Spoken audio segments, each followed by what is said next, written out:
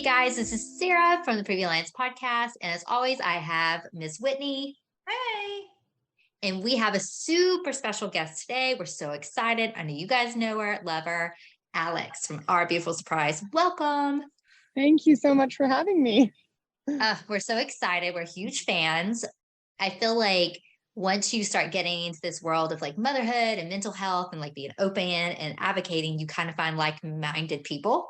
Yeah. And we found you pretty early on, just like me and Whitney as like friends and like sending different, your reels or your posts back and forth. And then we really got to kind of learn about you. And we're like, we have to have her on the podcast. Mm-hmm. So Yes. We're so excited. Well, thank you so much. I'm excited. So let's just kind of give our listeners who don't know the full story, just like a glimpse into why you're so passionate and speak up about mom's mental health. Yes. So just kind of a very brief version. I became a mom through infertility and recurrent pregnancy loss. We went through a lot of years of going through that, and we did IVF for our first son. And then we went through a lot of years of trying to have our second son and recurrent loss and canceled cycles and just a lot of like difficulties. And then we had our second son via surrogacy at the end of 2020. And then I actually ended up getting pregnant on my own when he was about 4 months old. And we had our third son last January, who just turned 1. So my path to motherhood was very not linear at all. But for me, through that, I think that I've spent so much time focusing on having children that I didn't really think about what it would be like when I actually had them. And then when I had my first son, I felt like I was just still in this, I'm still having children mindset. I was there for him, and I was like, he was everything when he was born, and we were so excited. But like we jumped so quickly into trying for another one when he was like 8 months old or 9 months old that I feel like there's so many things that now I feel like I missed, but I don't really think I missed them. But I just think I was in this mindset of being obsessed over having another child for so long that I didn't even allow myself to process that I was actually already a mom. And even once I became a mom again with our second son, I realized that I had not ever processed any of the emotions that go along with infertility or pregnancy loss. I thought I did during it, but I really thought, and I think a lot of people feel this way, that once I had him, everything would just be okay. And I know that's not really true in reality, but I had just this like, okay, all I have to do is I have to get him here, and then everything's going to be okay. And then I'm just going to be good, and we can just move on with our lives, and everything's going to be okay. And I think what people don't realize is that things catch up with you. Grief catches up with you. Everything you've been through catches up with you. And then also when you become a mom, all these things from like your childhood come flowing back in. And you're like, whoa, I hadn't thought about any of that in a while. And, relationships with your parents completely change, and relationships with friends completely change. And there's just all this overwhelming stuff that kind of floods in. And I think people have so much preparation for, even when they don't have trouble having a baby, the pregnancy is all about preparing for the baby to be there. Do you have everything for the baby? Do you have a place for them to sleep, food to give them, blah, blah. But nobody ever thinks, am I going to be okay when I become a mom? Am I going to be able to handle this? Because it's just kind of assumed that you're just going to be able to do it because you just have to. And I think that with people, that's where the postpartum depression and postpartum anxiety comes in so much for people. And I appreciate like you guys talking about it so much. And I've started to talk about it a lot more because I feel like, it's 2023 now, and people are still afraid to admit that they have these feelings.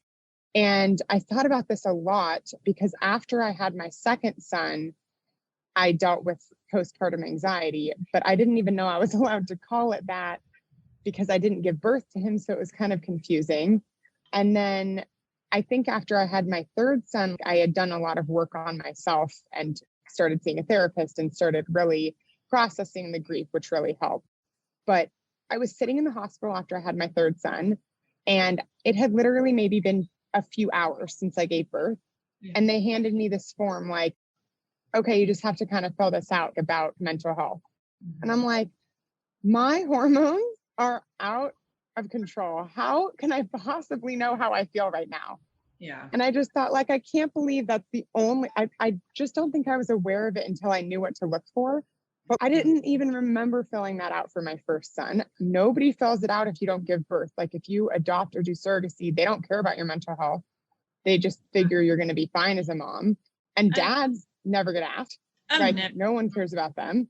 And it's just kind of interesting. I just had never thought about it from that perspective until it was going on for me. And I just think that there's so much lacking in terms of maternal mental health. Yes. That absolutely. Just so much. Oh yeah. Wow. I think it's a disservice to, moms like you who have gone through surrogacy, parents who go through adoption, and like you mentioned, spouses and partners, they're never evaluated. They're never given the Edinburgh, or when I worked at a hospital, we actually swapped ours out from Edinburgh over to the GAD-7, which is generalized anxiety, but for postpartum. Oh, okay. Because I will say I've started seeing moms present more with an anxious after postpartum. Not that the depression isn't there, but I'm just seeing a greater ratio of anxiety. But my husband is one of the biggest survivors of postpartum depression after our first daughter. Yeah. And for him to even know that is incredible. And it's ridiculous to me that nobody considers the partner at all or thinks about it or wants to help them. Or it's almost like they're not allowed to have those feelings because the baby's there and then the mom needs to physically heal. But like for me, I cannot believe that the physical healing is still the only thing that people focus on. Because that's also the case with miscarriages. Like people are oh, you had a miscarriage, well, you stopped bleeding. So just like get over it, kind of move on. And people aren't like that mean, but that's pretty much how it feels. And you're like, okay, so first of all, it doesn't always just, you don't physically heal that quickly, but also, and the same with birth, you don't just like physically heal right after you give birth. And there's just so much to it. And even like I was physically dealing with a lot of stuff after I gave birth to my third son, which was the second time I gave birth. But like, I knew my body so well at that point. I was like, I know something's wrong. I shouldn't be bleeding this much still. And I had to fight to like get seen and be heard. And I ended up going to a new OB because my current office just wouldn't take me seriously. And they're like, oh, we'll just see you at your appointment. And I was like, I mean, if you guys aren't even listening to me, and they kept saying it's normal to bleed. And I was like, yeah, but not this much though. Like, I just feel like this isn't normal. It's not going down. It's like been a normal period feeling for like 6 weeks. Like this isn't normal. And I ended up seeing a new OB and I had retained tissue and I needed to have like a DNC. So I'm like, I told you there was something wrong. But then it's like trying to be a mom when you're dealing with the physical aspects of giving birth. You can't even focus on the mental health part yet. Like you have to put the mental health part aside just to deal with your physical health. And so then it's like all of a sudden when your physical health starts to improve, then you're just all the emotions flood in because you're finally allowing yourself to like really feel it. There's just this expectation that the second a woman gives birth or the second she has a baby in her arms, just everything's great. Everything's good. Yep. It's all happy. And then because that continues to be the thing that everyone thinks, I think that then everybody who doesn't feel that way is afraid to speak up. Like most people, I bet there's so many people who get those forms from the hospital and they're like, yeah, sure, everything's great. I'm sure I feel okay. And then you realize, I don't trust these people. They obviously don't care. So how are you supposed to talk about it? And let's be real too. We can feel very euphoric after delivery because of how our hormones shift at that time. So we may not experience postpartum anxiety, depression, any type of mental illness while we're in the hospital for 2 to 3 days. But then a postpartum, a month postpartum, 6 months postpartum, boom, it hits us like a ton of bricks. Right. And then there's this expectation that it's supposed to be happening sooner. And so then when it happens to people when you're 3 months, 6 months, even a year postpartum, they're like, oh, this can't be postpartum. I'm not really postpartum. And then they don't know what's wrong with them or why they feel that way or how to get help. Well, and then they Or get like, brushed off to by the medical system because it's like, well, you're not postpartum anymore. right, It's, we're just going to say, oh, it's generalized anxiety. right, Well, if that's still the case, it still needs to be treated. right. So, Yeah. like, come Well, on, and people. also it's like there's just so many things, like the intrusive thoughts and like the obsessive things that something terrible is going to happen to your child. That is just not how it should be. People should not have to go through their day concerned about that. And there's just so many things about it that people just need to understand, that if they're feeling that way, they should find someone that they can trust to speak to, whether it's a therapist or their doctor, or even starting with like a close family member or friend. Because even just sometimes finding one person who will take you seriously and be like, you know what, that's not normal. Like you should get help and you deserve to care for yourself, can be a game changer for people. Like sometimes they just feel like no one really cares and that no one's listening. But if one person's like, you're okay, you need help, you deserve to get help, that's a game changer. Oh, absolutely. The validation that we need of, you know what, there is something going on. It is not a moral or a character flaw or failing. This is something that needs to be addressed. You deserve to get that help. Having that validation alone empowers women and partners that experience that to say, okay, I really do need to do something about this. I do need to have some type of an intervention take place, whether that's medication, therapy, a combination of the two, whatever that may be. Right. And I think that for a lot of people, they're just kind of constantly told, well, this is just normal. It's just normal. You're a new mom, or again, nobody really says it to the dad because they just kind of ignore them, which is awful, or the other partner, who, like, if you're not the birthing parent, then it's not, you get even less attention. But for the moms, it's like, well, you just went through a lot. You're just settling into motherhood. This is okay. You'll be okay. And, just try to be easy on yourself. It's like, people can't always just fix things for themselves. They can't always just make it better. And it's not like if they just wait, it's just going to magically go away either. And I think that's gets also worse. a problem. Yeah. For me, I know that I just, not even naively, I was just completely in denial that I was going to have to eventually deal with it. And I think for a while, like the grief, I just thought, okay, if I just put my head down and keep pushing forward, the farther away I get from my losses, the farther away I get from infertility, like I just won't have to deal with it anymore. I'll have my kids. I'll just be able to focus on them. And it's just not true. No. It's just not how it works. And it does. It builds up and it builds up and it builds up, and it actually gets worse and more overwhelming.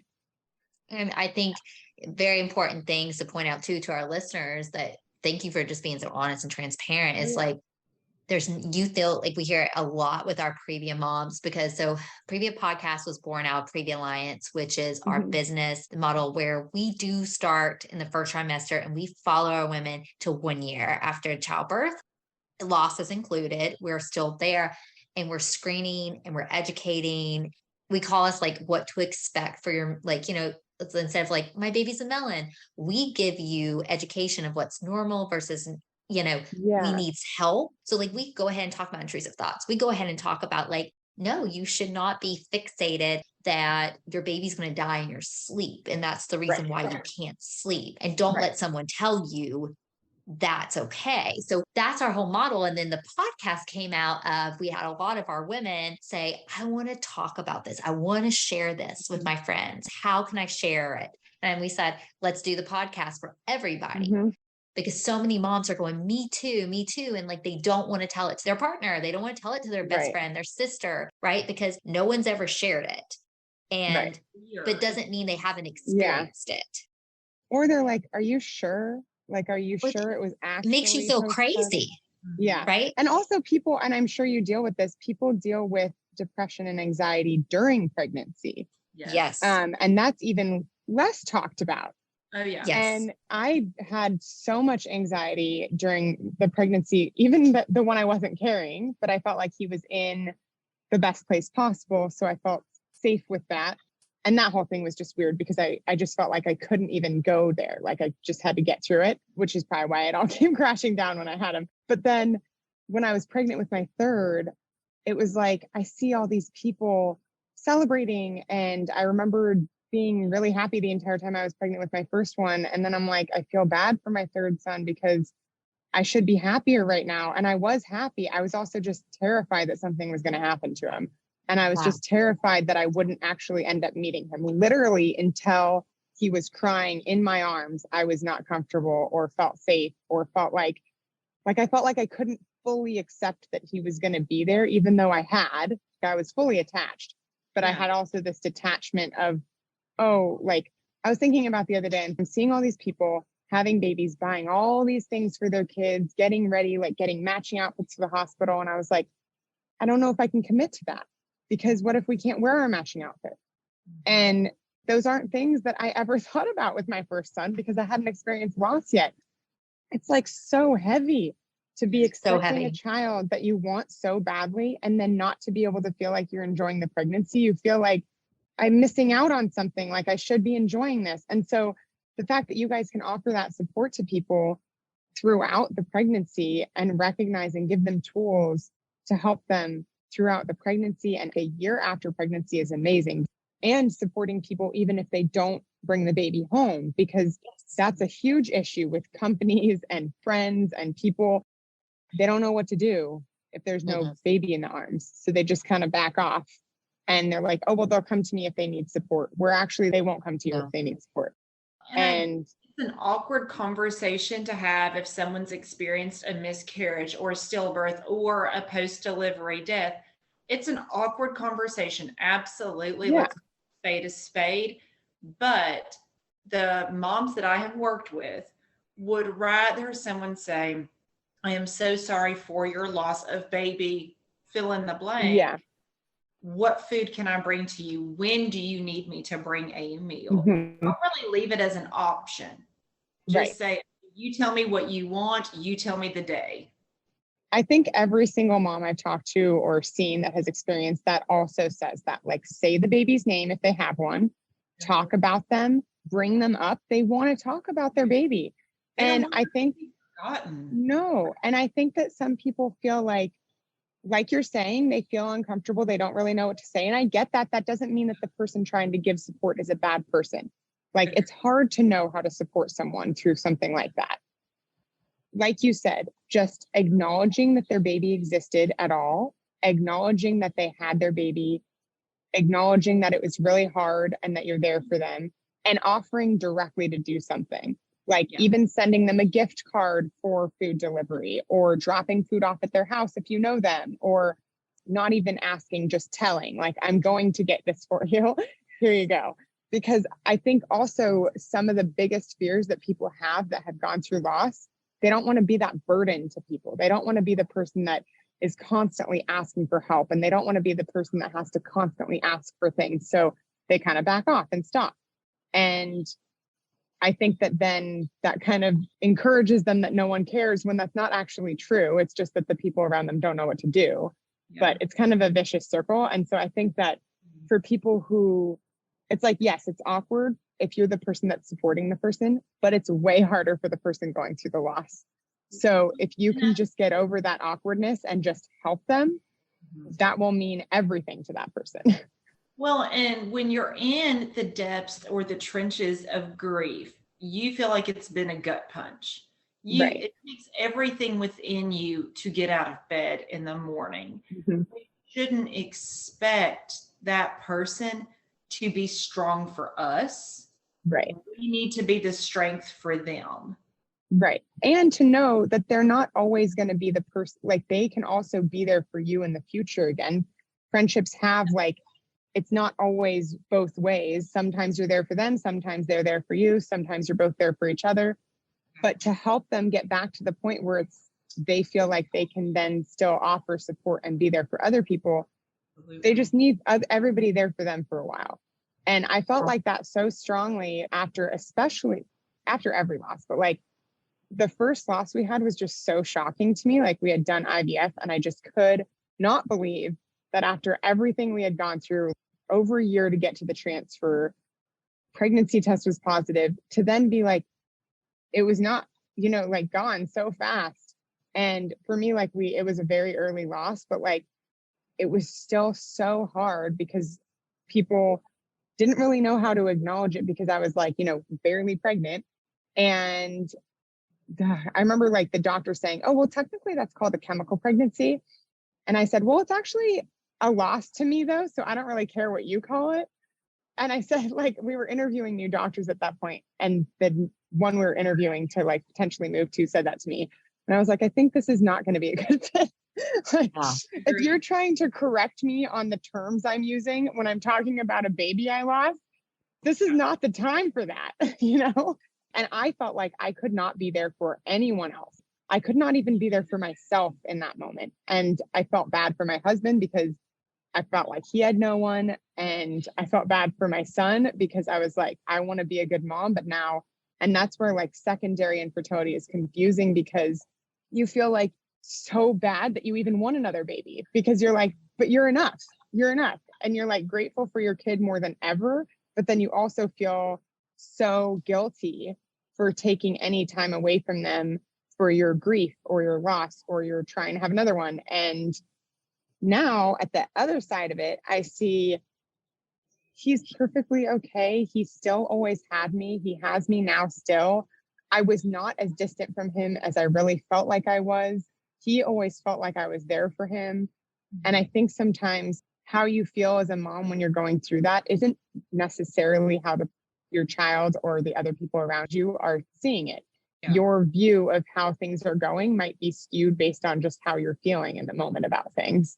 And I think on the other side of seeing that, it's like interesting because my oldest never would have even noticed because I was like, and he was so little, it wasn't the point where I felt comfortable including him in anything that was going on.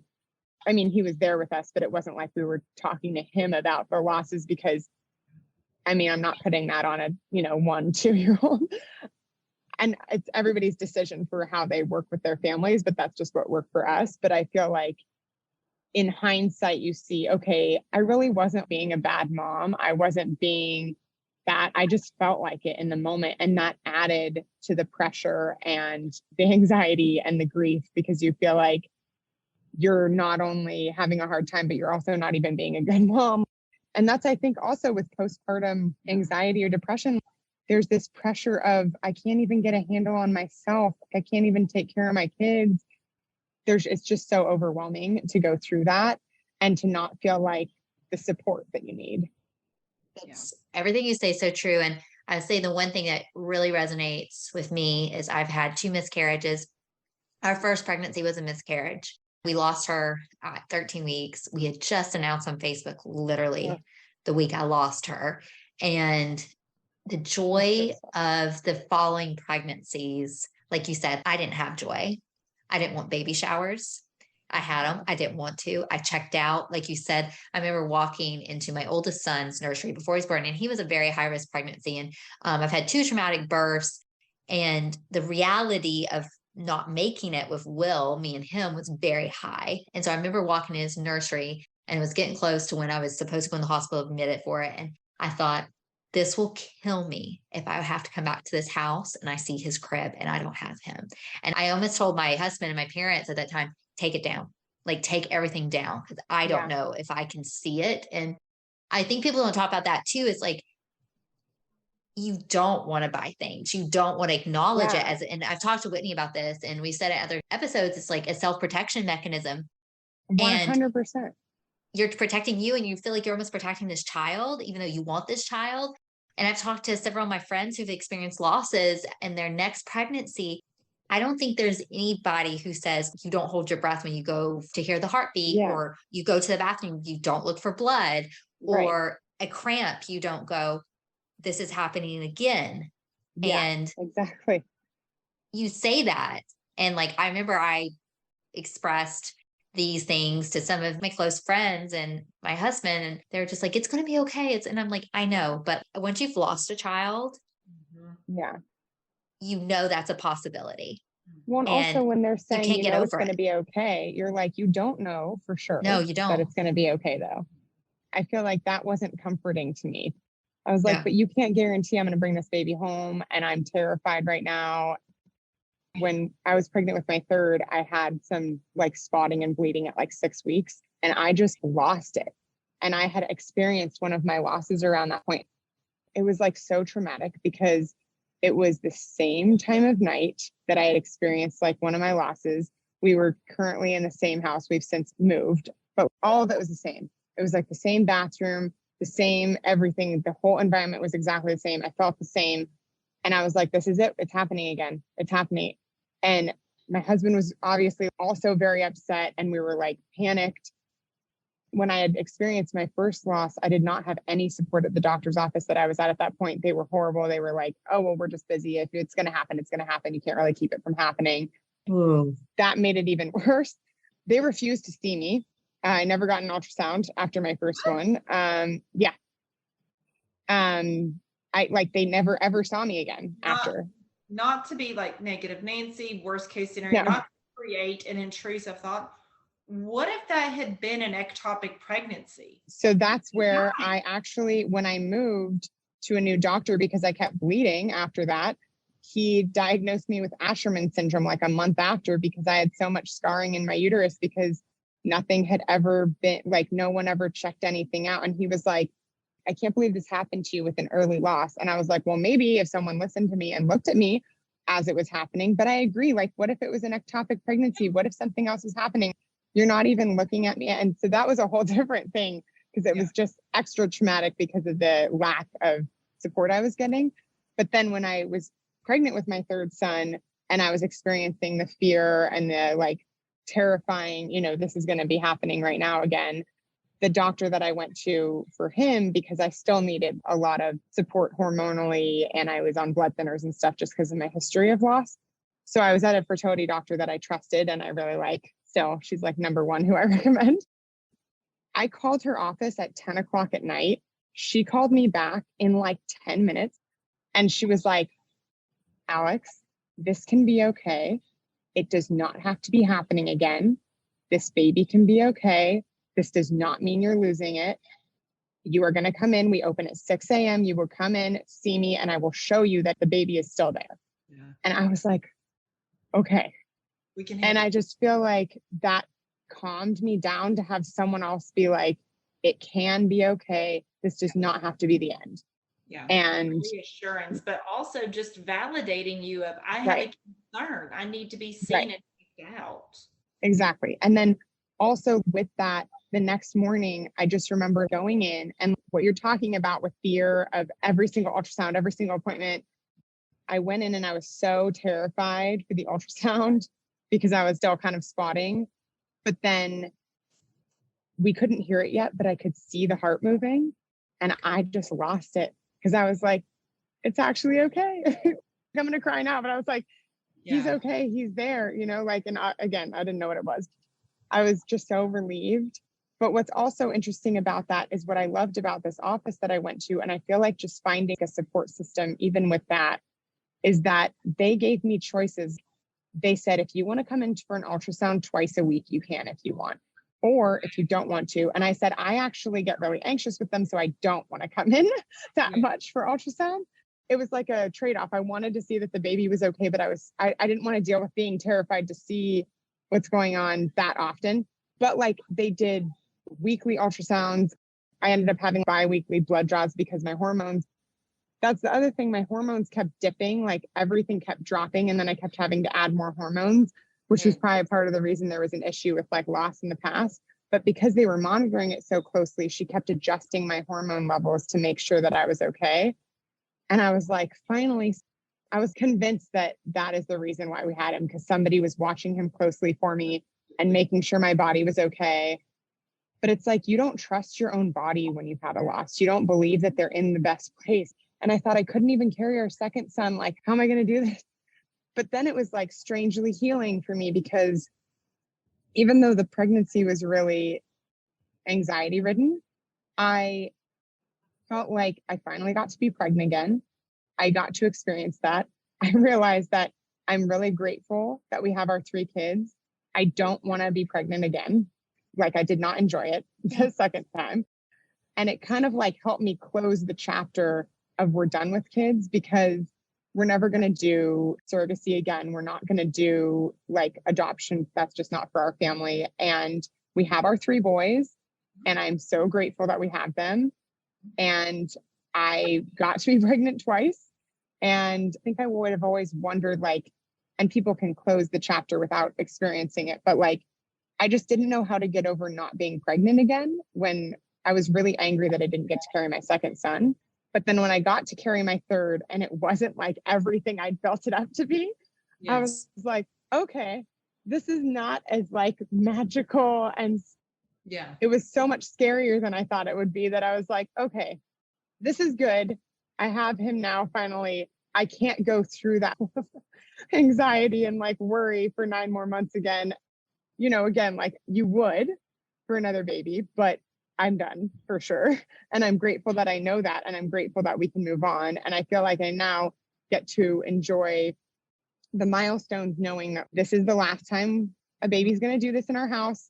And I can enjoy it and appreciate it. And then not wonder, like, I feel like it's hard for people when they don't know when they're done having kids or if they can have any more, because they don't get to like have that closure of knowing that. But also when you're dealing with postpartum anxiety and postpartum depression that's not being helped, then you feel like you missed out on all their milestones because you didn't get to enjoy them.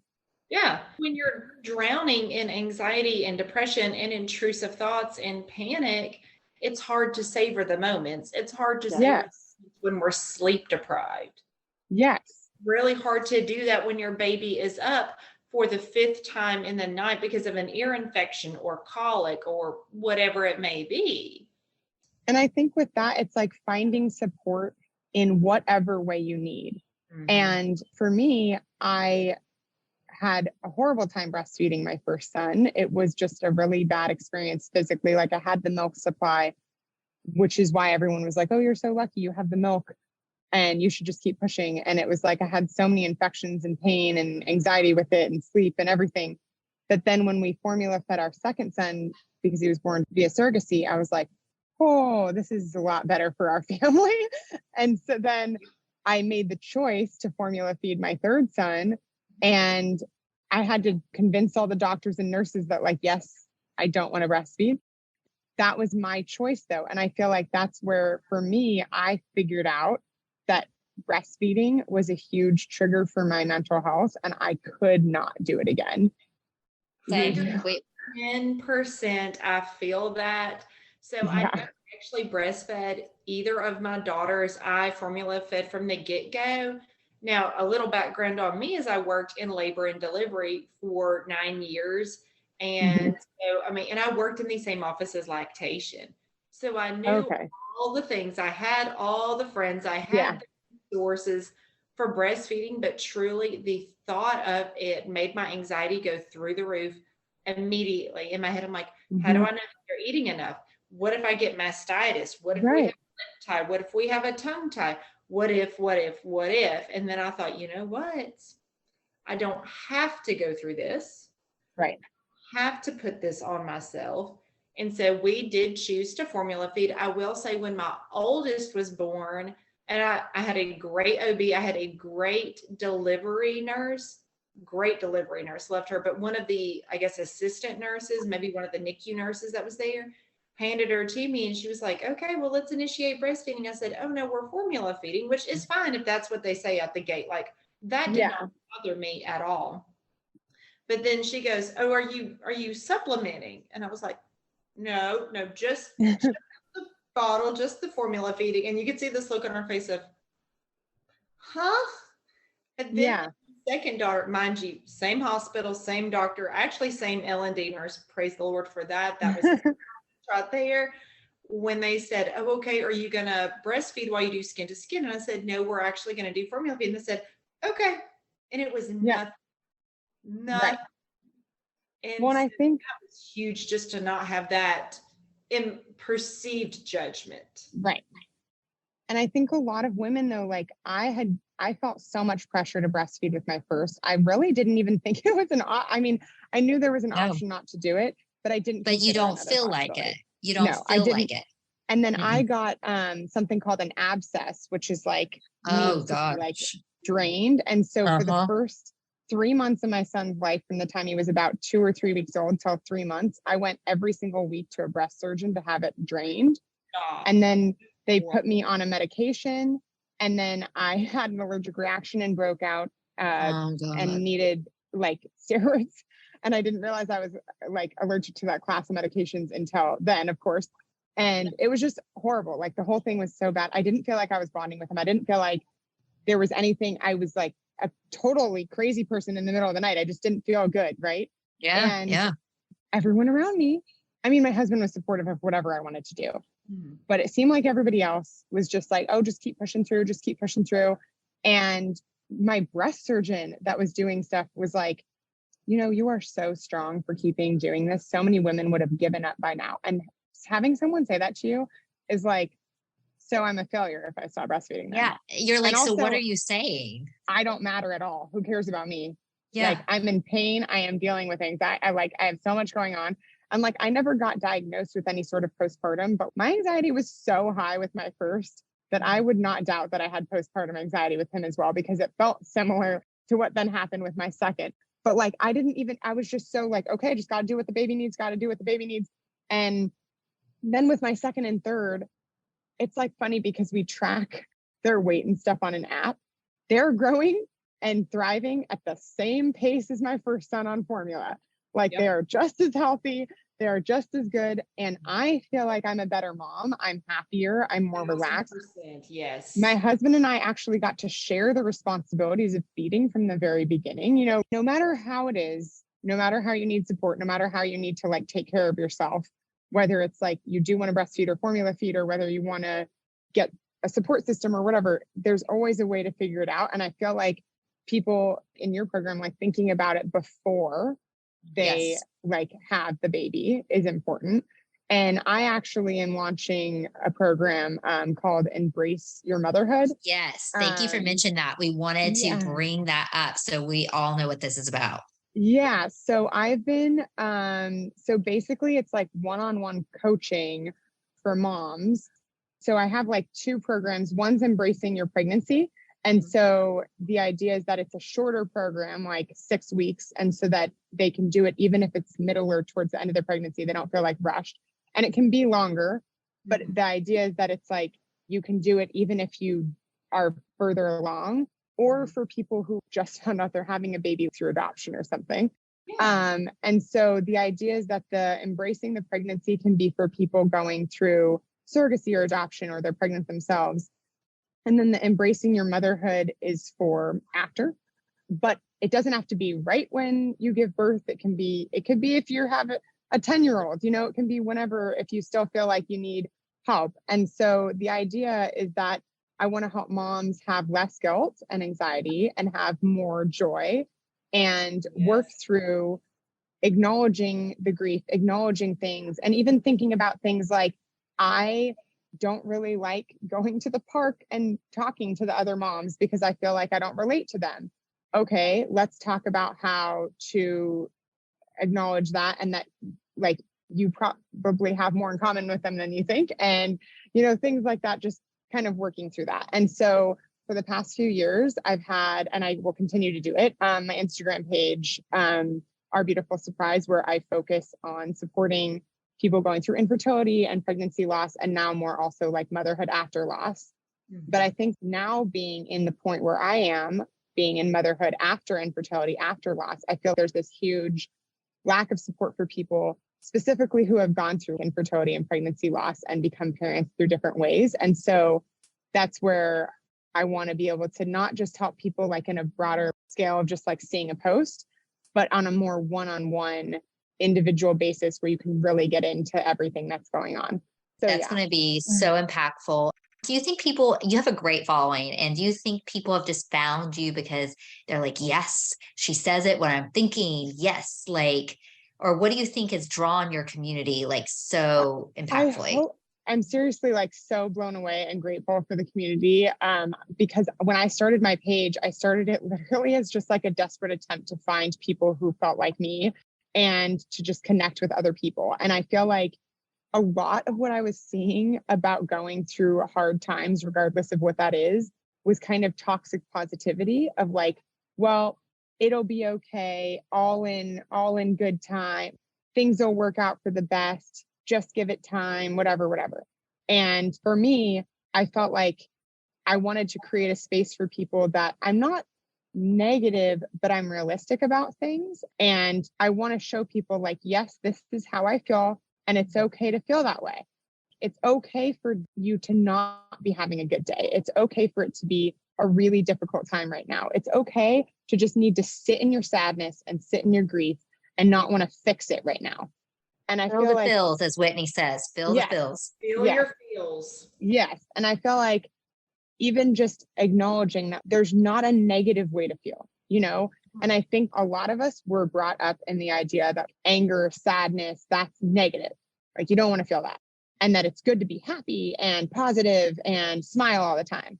And I feel like then there's a bunch of people walking around with smiles that aren't happy. So that's where I just want to, I think I just really am committed, and I've always done this with my page, to just always being really real about who I am and just being real about, you know, my house is always a total disaster. I'm not going to realistically clean up everything all the time. And even like when I do like a reel, like I don't do my hair or have makeup on most of the time. And I'm not setting up this perfect studio filming thing. I'm just like me. I'm just who I am. And I think that a lot of the people, even like other people I follow that other people really resonate with in that, is just real life things. And I think it's also easier to be able to acknowledge your feelings that are harder, like your anxiety and if you're having anything postpartum or if you're dealing with anything difficult. I think it's easier to do that if you just let go of trying to be the perfect everything. It's just like, okay, you know what? Like, it's okay. Some days I can feel really good, and some days I can feel like everything's coming crashing down and I'm totally overwhelmed by everything. And yeah, I just feel like I try to keep it real. And I also really love connecting with other people who are like, yes, I feel this way. And for me, honestly, like even getting one message or one comment that's like, oh my gosh, thank you, I feel like I finally don't feel alone in these feelings, is like 100% everything to me. It just makes me feel like, okay, one person heard it, you know? There's a purpose in all of the things that right. you're doing. And I just feel like I just want to know that I just am happy that anybody is feeling not as alone in it. And it's like, I can't necessarily always make their day change. It's not going to take away their loss. It's not going to take away what they're going through. But if they know that they're not alone, they can talk about it if they want to. And I started my account as an anonymous account because like I was new to it and I didn't know. And I like slowly opened up more and more. And now I'm like the opposite of anonymous. I just am very open about everything. But I was also nervous to keep, because my account started as like infertility based. I was nervous when I had my third son to keep talking about things because I felt like, okay, nobody's going to connect with me anymore. They feel like, oh, well, she already has her kid. But I still acknowledge everything that was hard. And that's why I also acknowledge what it feels like to be a mom after all of that. Absolutely. And I think that if I can offer hope, or I can offer the reality of when you become a mom after all of that, it doesn't just magically go away, you know? Right. And also like having people like you that people can go to and know that they have support through their whole pregnancy and through a whole year after, like that's huge. And we continue to the whole year because we're very evidence-based here. And we know that actually postpartum suicide for moms peaks 9 to 12 months. And from everything we've covered, it's just, it doesn't go away. It gets worse. And people forget about mom very much so as the baby grows. And we know we can't, but. And that's wonderful. It's a pleasure, honestly, to talk to you. Where like, it was just, it's like one of the things, it's like, we feel like we know you, which like, you know, I'm sure you hear that, right? We're like, oh, we know her, we know, you know, but just to actually talk and like hear your passion for moms and like support and like the world needs more of it. And like, we're cheering you on, and we'll make sure to link all your programs and what you're doing. And we're in it together to like help moms. We're all moms trying to be like, moms matter too. Yes. And I think for me, one of those things is supporting other people doing this, right? Yes. You guys are amazing. For us to not be competitive in this space and to lift each other up, to say, yes, all of these things help moms and that's what matters. And we can all support each other to do it. And that means that more moms get more help is just incredible, right? Well, because there's so many that's against moms and forgetting about moms that like we all have enough coming against moms. Like let's we don't need any extra. Right. We have enough. Well, thank you guys. Right? Exactly. Yeah. Well, thank Alex, you guys so much. Thank you. And come back on and share once the program's going, tell us these stories, and we're Insta battlers in this world together forever, you know? So agree. Well, thank you guys so much. It was a pleasure speaking with you guys. You too. Have a good day. Maternal mental health is as important as physical health. The Previa Alliance podcast was created for and by moms dealing with postpartum depression and all its variables like anxiety, anger, and even apathy. Hosted by CEO, founder Sarah Parkhurst and licensed clinical social worker Whitney Gay, each episode focuses on specific issues relevant to pregnancy and postpartum. Join us and hear how other moms have overcome mental health challenges, as well as access tips and suggestions on dealing with your own challenges as moms.